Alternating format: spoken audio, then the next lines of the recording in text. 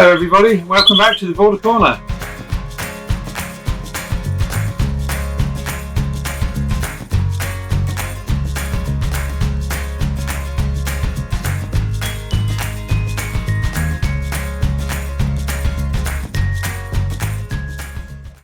Well, apologies that I haven't done a video for a few weeks. Obviously, all of those that will have watched the last videos would have known that I've had a fairly major issue.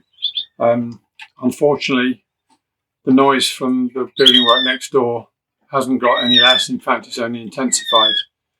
And it's upset a lot of the birds. They don't really know whether they're coming or going. I've got a few over-year birds that have sat, that have stayed on their nests. One of those is a hen that I bred a year before last. She sat really tight on a nest of 4 eggs. There were 2 dead in shells in the clutch, and then 2 others that are still going. So here's a quick look at them with mum giving them some food.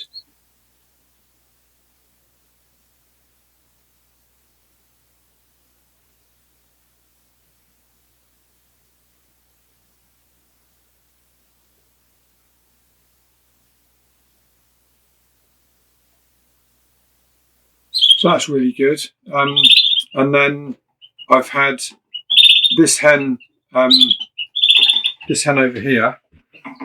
So yes, here's the clear yellow hen. She was sat on the nest that I've had to break up. So I've only taken the nest out this morning. So she's still in a little bit of a state of confusion as to what's happened. To her nest. So she'll be off colour for a few days. So she got egg food in there today, and I've given her a little bit of Blue More and a little bit of Crocotonic just to give her a bit of a boost. So fingers crossed she'll get herself recovered relatively quickly. So this clear hen, she's sat full duration despite all the noise. And I don't know if you remember me saying that there was a clutch there that had 4 eggs in that I thought were full. And one of the eggs had a hole in it, which I'm assuming happened when all the drilling and whatnot started. It frightened her. But anyway, 2 of the chicks hatched. I put a quick short up this week. I obviously jumped the gun quite significantly because 2 chicks hatched and 2 chicks died. I don't know what it was. I don't know whether she's come off the nest. Their bodies were a bit dark, a bit black. Now, I've never had black spot before, and I know black spot is basically kind of a generic term for some sort of liver disease. But anyway, why that's happened, I've not had it before. It's really, obviously, with all of the trials and tribulations that I've had with all of the noise coming from next door, to actually get a hen to stick it by her guns and go to full incubation and then produce 2 chicks, and for them to both be dead inside 48 hours is really disheartening. So I won't say that I've sort of lost interest, because I haven't. I definitely haven't, but I felt very demoralised. You know, I love my birds, and you can see as soon as the noise starts next door that there's some of the hens in here, the last year hens, the young birds, they're just all over the place. I've got a hen up here.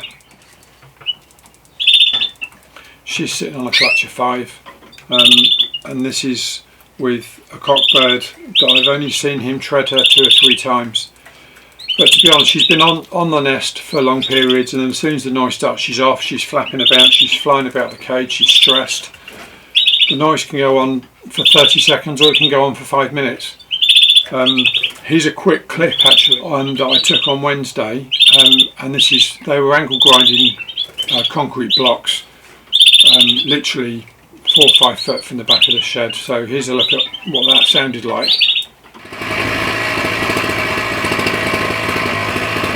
So this is my commanding shed.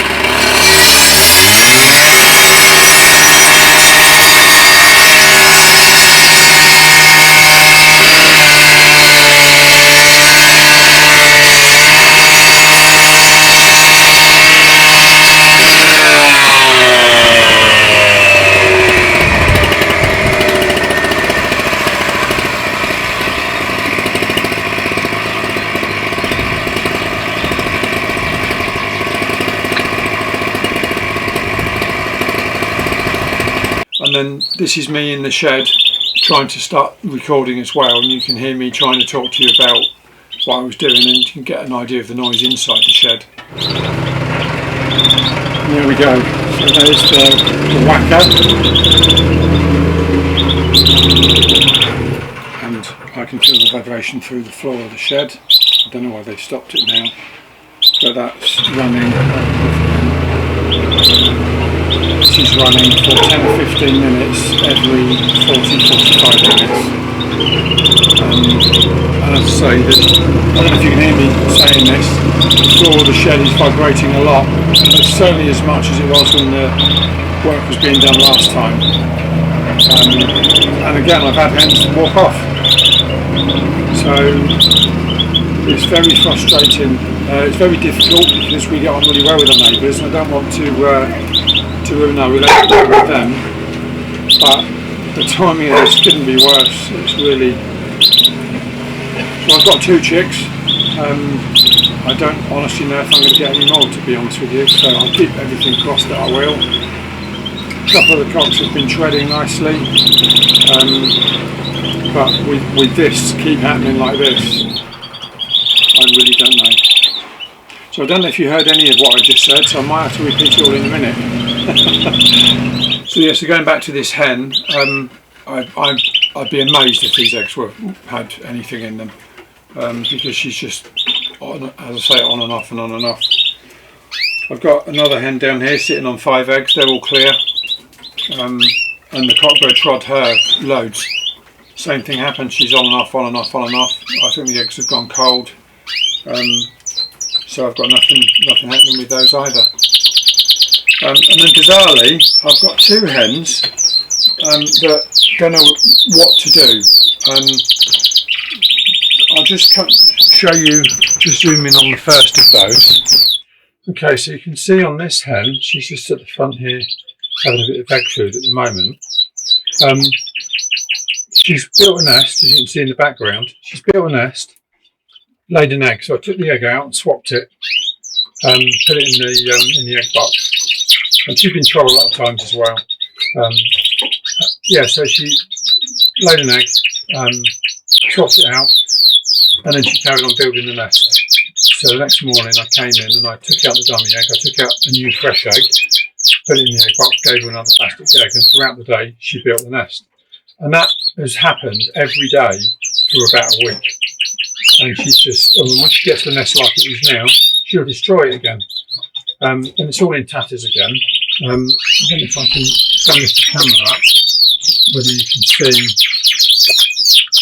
It looks like a reasonably decent nest, doesn't it?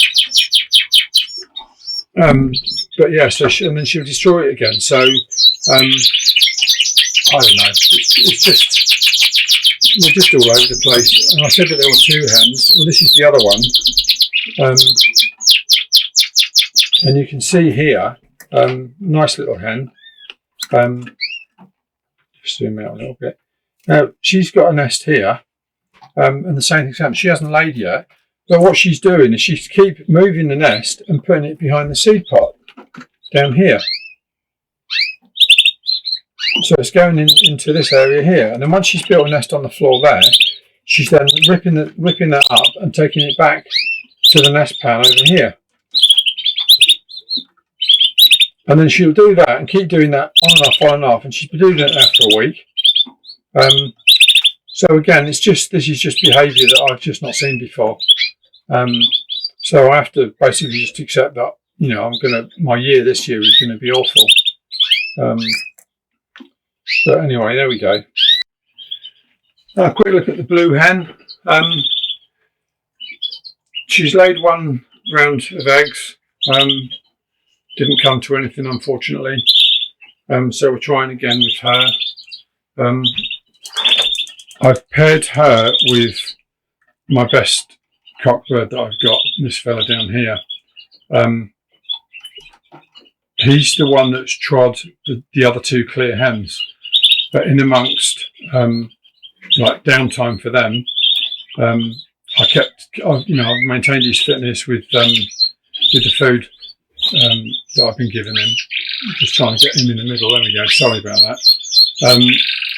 He's he's maintained his fitness and has done a pretty good job with that. And he's, as I say, he's trod this blue hen quite a few times.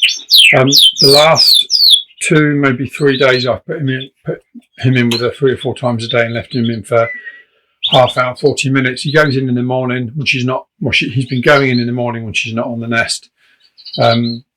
He's trod her. He's a quick shot of me putting him in with her. I had problems getting him to tread her. He was going and not showing any interest. So I tried the trick of hanging another cockbird on the outside, as you can see here. Now the only thing is, unfortunately, I did this 3 or 4 times, and it didn't always work. On this example that I filmed, it didn't work, unfortunately, which is a shame.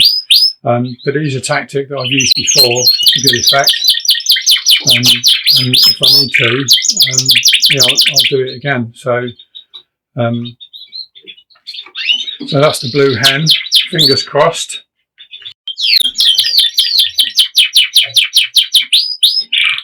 I've had a few messages from people saying, what about Albert? What's happening with Albert? Well, her first round unfortunately didn't come to anything, and they were clear. But I've paired the yellow cock to her, and I candled the eggs yesterday, and there were, it looks like there's 4, maybe even 5 eggs that are pink. So early stages of incubation, but it only looked like 4 were pink. So you never know. I've never had a nest of more than 2 chicks. So I'd love it if I had a nest that had even 3 chicks would be good, but potentially 5 would be amazing. But I'm not holding my breath on that. But she's such a good mother, it's taking me ages to candle the eggs, because whenever she gets off the nest to eat or drink or defecate or whatever, as soon as I open the door to put my hand in to go and candle the eggs, she flies from wherever she's in the cage straight onto the nest, straight onto the eggs to cover them up. So she's a very protective, very good mum. So, and actually, she's a sister to the self-green yellow hen that's rearing the 2 clear chicks that I showed you earlier in this video. So yeah, so there's Albert. And next up, I wanted to show you this pair. So we've got the variegated white hen, and she's paired up. Let me just zoom out a little bit and get them both in. She's paired to this variegated buff cockbird. They're very odd. I've not seen him tread her once, and yet he feeds her like really attentively. Does a really, when she's on the nest, he'll come and feed her.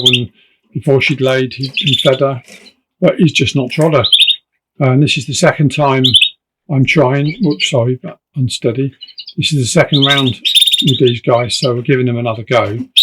I'm not quite sure what I'll do if this round comes to nothing, because I really want to keep the whites going. So I haven't got another buff cockbird to go with her, so it's down to this guy or nothing. So a little bit of good news. Just in amongst all of the disappointment, I've got this hen. She's sitting on 3 eggs, and she's been quite tight. And again, she's an over-year bird. She's a 2022 bred clear hen. She's the mother of those 2 chicks that I just showed you with the self-green mum that was feeding them. I've fostered the eggs off to her. And so far, this clear hen, she's sitting tight on 3 dummy eggs. So I'll be setting them tomorrow. There's a little bit of fun. I've done a video of her building her nest and done it like as a speed up fast forward thing. So let's have a quick look at that from nothing to a nice cozy nest.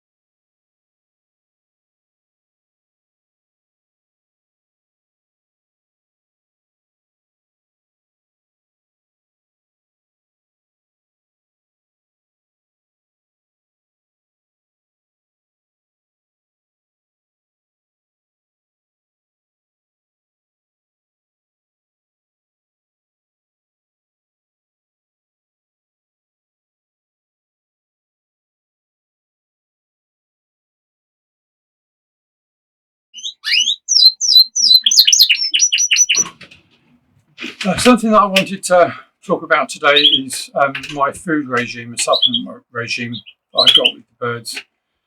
I think I've overcomplicated what I'm doing.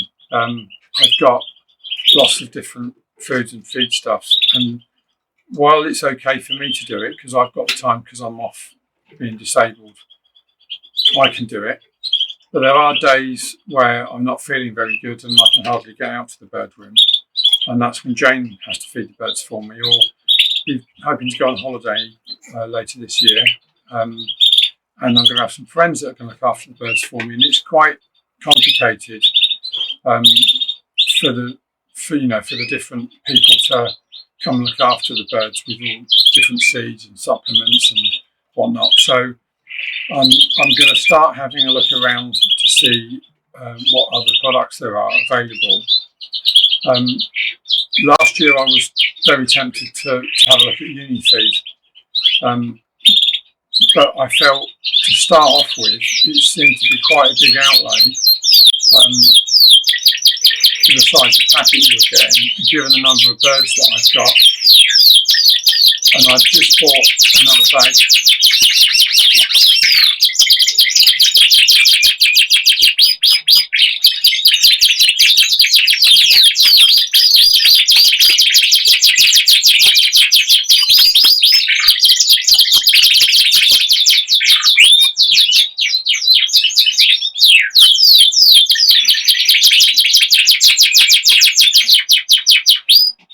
I'm sure I can't compete with that, can I? It's just magic.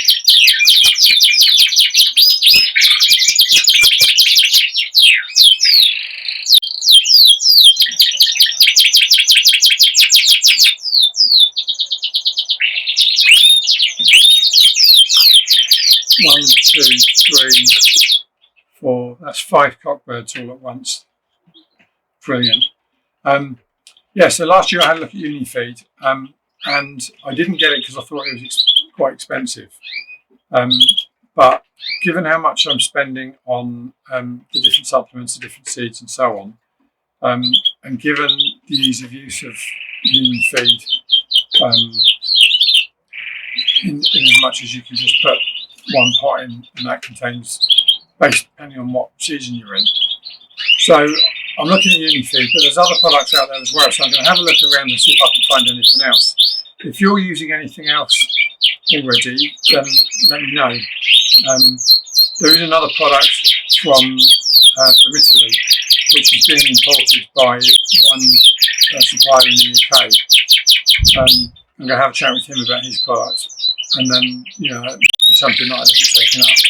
Yeah, so if you've got anything that you're using at the moment already, or any ideas that you might have, just put it in the comment section of the video, or on Facebook, or send me a personal message.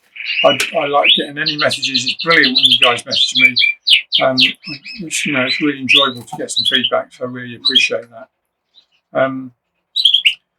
So the next thing to have a look at is Bearded Reedlings and see how they're getting on. So here's the outside of my bird room, as you can see. My conservatory is, and you can see the windows. So when I'm in my own chair, I can look into the bird room and see the birds in the aviary. And then see the birds in the bird room. And what I've done, I'll tell you what I've done. What Jane's done for me, is we've put the bird room right next to the aviary. So it's 6 foot long by 3 foot wide by 6'6" high, and as you can see, jumping about there is my pair of Reedlings. So let's just go in a bit closer. So what I've done is, you can see there's a white tray, and that's where the birds are fed. They go in there when it's raining. They go in there to get out of the wet, and that's where the food is. So they've got the UniPate Nutri-Feed, I think it is UniPate, which they have for the majority of the time. That's in there all the time. And just if they're moving about, I'm trying to get some of the birds in shot. I'm not doing a very good job of this, so it's the first time I've tried to film these guys. yeah, so that's where all their food is. There's uni pate, and they've got like a siskin mix in there as well, so they can have access to seed whenever they want it as well. And now, as we are in breeding season, trying to get these guys to breed, they have also now got access to pinkies, which are, for those of you that don't know, pinkies are frozen maggots. So I've got a box of pinkies in the freezer, and they get some of those. They also get some mealworms, a generous supply of mealworms, and some grated cheese. So I understand that I have to get the protein levels up as high as I can, because that's what gets these guys breeding. So hopefully what I'm giving them now is doing that. Well, it won't be long until I'll start introducing some fruit flies, and you can get some cultures, I think, for fruit flies, and I understand that they quite like those. So I might investigate that. So, but in the aviary, what we've got, the main thing I've put in is this maple tree. As you can see, it's just starting to break its buds now. So they spend a lot of time in the tree, playing in the tree and jumping around. They really like that. And you can also see there's quite a few canes that are just stuck in that right position. So the bearded reedlings, again, this is what I understand. So if I've got any of this wrong, then please let me know. But bearded reedlings, obviously, they spend their time in reed beds in the wild. So what they want is an environment that can kind of replicate that. Well, I've got a bamboo in this aviary as well, but it's just not got going yet. I think I showed the bamboo in the pot on a previous video. It's just not got going yet. So we've put this big maple in, and they love it. And in that part, I've stuck these bamboo canes, and they go up and down the bamboo canes and move about, sort of a natural way that they would do in the wild. I'm tempted to put some more cover around the nest box area, because I'm not sure if they're going in, if they feel secluded enough. So I'm going to stop talking here and put a quick clip on of them using the nest box.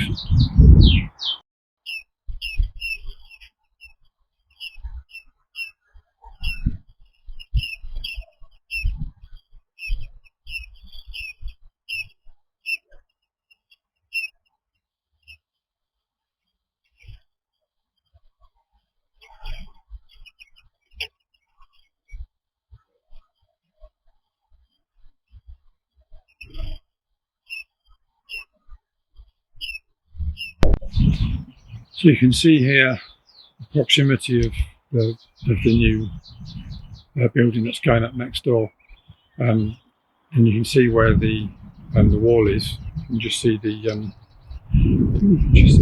whacker there, the plate whacker that they've been using to hammer down everything they put in the middle, and you can see how close it is to the bird room. So it's no surprise as to why they haven't really done too much yet. And I think that's possibly also will have affected the reedlings as well. So I've just backed away a little bit and see if we can get a different angle. So you can see here, this is the aviary from the long angle. You can see my puppy in the background there having a good bark. And they really seem to, they like it. They spend a lot of time on the floor. You can see that the male bird's gone down on the floor now. He's just mooching about. They hop around on the sand. I've sprinkled some sand, there's about 2 inches of sand on the bottom. So I thought when it comes to cleaning, I can just hose that and rake it, and hopefully that should work. That's better. So now we can get a better view of the bottom of the aviary. We've got a log there that's got water in. That's where they go and have a bath. I've got clematis here, and there's wires on the side of this panel that will eventually, so it'll cover that panel, give them more places to hide. There's one nest box on the left. I've given them 2 nest boxes so they can decide which one they want. So there's one nest box on the left there, and then there's the other nest box which is over there. That's the one that they've decided to go for. I think I'm on maximum. No, I can go in a bit more. So you can see the nest box just in there. I hope this is beneficial. I don't know whether this is good video or not. Apologise if it's rubbish. And the cockbird's going in there more than the hen. I don't know a lot about Reedlings yet, so I don't know whether that is behaviour where he's going in to attract her out. To attract her, try and get her to go in with him. But he spends a lot of time in the nest box. I'm really pleased to say my bulrushes are alive. As you can see, in both pots there, the shoots are starting to come out green up. This is something that I know that the birds will really enjoy, eating the seeds and playing around in amongst the bits and pieces later this year when they're out. So that's really good news. So I think as time goes on, it'll start developing into a really nice environment for them. So I'm just going to bring the camera up. I'd really like to try and get a better shot of these birds for you. There's the cockbird on the top there.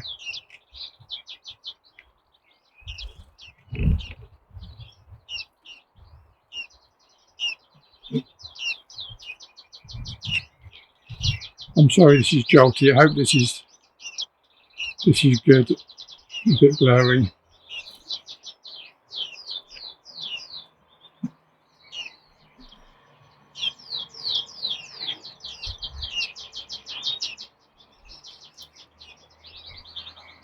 It's very difficult to get these guys because they're moving about all the time.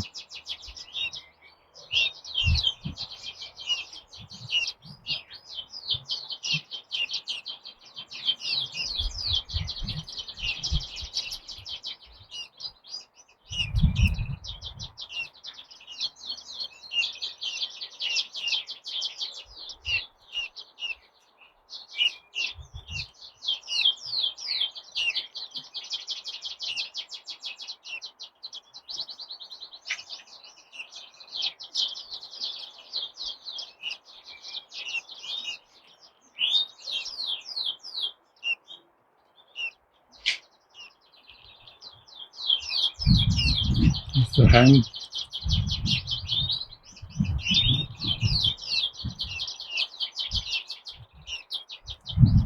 So this is sideways on. This is the box that I've built. You can see the landing strip there on the right hand side, and then I've just got a bolt on here. As you can see, I've got easy access to give them grit, their mealworms, and then their NutriFeed and their seed. We've put a felt roof on it, so it should last for quite a while. Fingers crossed. Or until I decide to move the aviary because I want a bigger one.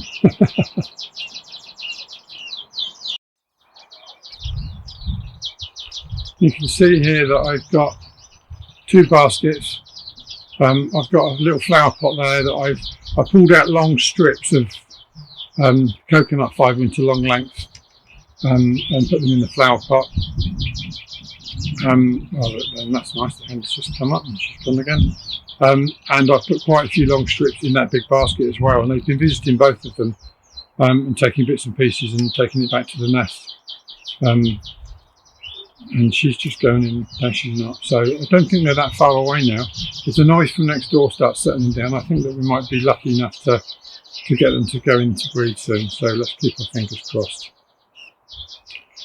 So there you go, so that's my Bearded Reedlings, that's where we are for now. Well, that's about it for this week, folks. I hope you've enjoyed the video. I hope you've enjoyed having a look at the Bearded Reedlings. It's, like I said, I think I said on one of the first videos I put out with them, they're a new species for me. So I'm looking forward to seeing how I get on with them, and I'll share all what happens with them on here. Any of you guys already in soft bills or British soft bills, foreign soft bills, please subscribe to the channel as well, and you'll get updates of these guys, how they're getting on. And if there's any news, that I'll post it up on here. So I hope everybody's doing well with their seasons. I know it's been a bit up and down weather-wise. I think the weather's just all over the place, isn't it? And I think that atmospheric conditions, pressure conditions, I think all of that has an impact on how our birds do. So I hope you're faring okay. I've read somewhere this week that we can expect snow showers sometime in April, so towards the end of the month. So that's going to be great, isn't it? The heater's out again. I actually put my heaters on last week again because we had a really cold spell down in the minus numbers for a few days at night, and with chicks and eggs, I just didn't want to risk anything getting chilled, so I put the heaters on. They're off again at the moment, but we'll see how we get on with that, with the weather over the next couple of weeks. But that's it for me for this episode. Hope you enjoyed the episode. Please like and subscribe. Carry on subscribing. I'm desperate to get to 1,000 users, 1,000 subscribers. I think it's 808. So come on, folks. It doesn't cost you anything. Hit that subscribe button. Hit the thumbs up, and I'll see you on the next one.